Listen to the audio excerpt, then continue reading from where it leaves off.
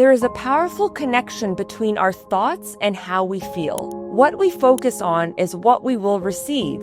If we focus on how anxious we are, then we will feel more anxious. If we tell ourselves we are not good enough, we won't be motivated to try new things. What we give attention to will only get louder in our minds and become our reality. To change our thoughts, we must start to build an empowered mindset. Developing this skill allows us to move forward and become motivated. Are your negative thoughts causing you self-doubt and controlling the decisions that you make? Here's why. Negative thoughts are automatic thoughts that are quick, critical, and break our confidence. Feeling nervous and stressed is a response we have to certain circumstances that happen in our lives. When this happens, our brain perceives these situations as high pressure, overwhelming, uncertain, and fearful. Situational triggers that cause high nerves and that are perceived as a stress response include performance anxiety pressures like exams, public speaking, and job interviews. Uncertain situations that we cannot control, like waiting for test results, moving to a new place, and starting a new career. Also, fear of being judged and rejected by others in your career or personal life. These situations often take us away from our comfort zone. We seek belonging and safety, and the way our minds interpret these situations cause a high alert response and take over how you feel. This is why having the life skills to be able to overcome these situations is so important. Negative thoughts keeps us locked in our comfort zone and keeps us stuck in cycles of fear, limiting beliefs, and avoidance. When we are stuck in these patterns of negative thinking, we leave ourselves with no opportunity for growth. Changing our negative thoughts allows us to move past our comfort zone and try new things. One way to transform our negative thoughts is to shift our mindset. Shifting our mindset is about changing the way we think, interpret, and react to situations. Mindset is the way we think and the beliefs we have about ourselves, others, and the world around us. When we have constant negative thoughts, it triggers anxiety. Oftentimes, the way we view specific circumstances causes us to feel a certain way. Like when we speak in front of a group of people, we have a fear of being judged. When we think negative, we don't see past the actual feeling we are experiencing. Fear of public speaking is a natural fear response, but there are skills we can develop to get good at it and change our view towards it. We can think of it like an accomplishment and overlook the fear of being judged. When stuck in a negative mindset, your brain will give you thousands of reasons why you cannot do something. Our minds are used to familiar thoughts and habits. Thoughts and behaviors can be changed by rewiring our minds. With practice and repetition, we develop new habits and ways of thinking.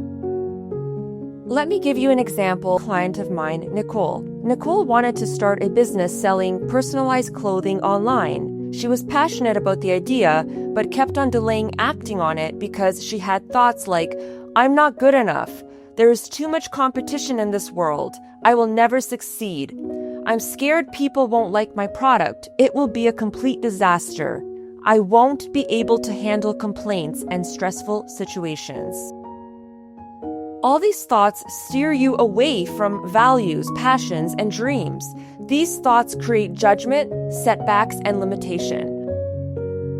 When we tell ourselves we are not good enough, it closes the door in allowing anything further to develop. The fear of starting holds us back from moving forward with our dreams. Nicole was hesitant in starting her online business because of limiting beliefs. She was not allowing growth and opportunity into her life because of fear. Fear of rejection, fear of failing, and fear of what others might think. Some alternate thoughts to challenge our negative thoughts are telling yourself things like, I can offer something unique in this world. and no one is 100% ready when starting something new. It's better to start now and not look for perfection. I will learn as I go. Remember, taking action builds confidence and clarity. These are some examples of statements we can tell ourselves that help reframe our thoughts, therefore bringing us closer to our goals. This is one way we can change our thoughts, by rewiring our minds to focus on purpose and productivity. As you can see, the second group of thoughts offers more reward and open-ended opportunities, leaning towards an empowered mindset. The next tool in moving past negative thoughts is practicing cognitive diffusion.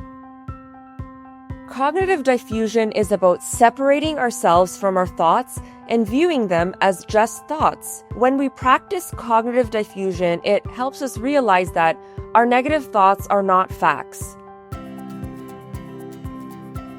We don't have to fuse with our thoughts and agree with them. For example, if you have a thought you are going to have a panic attack going into a crowded store, your automatic thought might be, I'm going to faint. I have to get out of here right now. When you take your thoughts seriously, they will influence your actions. So in this case, you may rush out of the store or even avoid crowds altogether. Being in a crowded store can be a high stress trigger, especially when we struggle with anxiety. Here is a cognitive diffusion exercise you can try to eliminate discomfort and feeling overwhelmed. When you are in a crowded store and feel overwhelmed, you start by noticing the thought, like, I'm going to faint. Then label the thought. Instead of saying, I'm going to faint, replace it with, I am having the thought that I am going to faint. This is a powerful way of not letting panic thoughts control your behavior. Our thoughts and words we say to ourselves are a determining factor in the choices we make. This brings us to another powerful concept in psychology, the thinking self versus the observer self. The thinking self pays attention to all of our thoughts. It's the part of the mind that overanalyzes, it judges, and it accepts the thoughts as true. Like having the thought that you will fail. This keeps you stuck in a constant cycle of worry, dwelling, and allowing thoughts to control your decisions. The observer self is where you notice you are having thoughts, but you don't engage with them. Like the exercise of saying, I am having the thought that, ahead of your negative thought. So pretend you are an outsider looking in, and you witness a flood of negative thoughts. Imagine you are outside and each car you see passing by is a thought you are having. You have them, but you are not judging them or overanalyzing them as true. When we view our thoughts like this, we are able to become more proactive because we don't have negative thoughts affecting our mood and therefore affecting our actions. Practicing being an observer of your thoughts helps you respond to situations more clearly. Viewing your thoughts like this is a powerful way we can start rebuilding ourselves and begin focusing on what matters most to us. When we learn how to reframe our thoughts, distance ourselves from negative thoughts, and shift our thinking self into the observer self, we are able to stop negative thoughts from controlling our feelings and actions. Your brain doesn't react to events.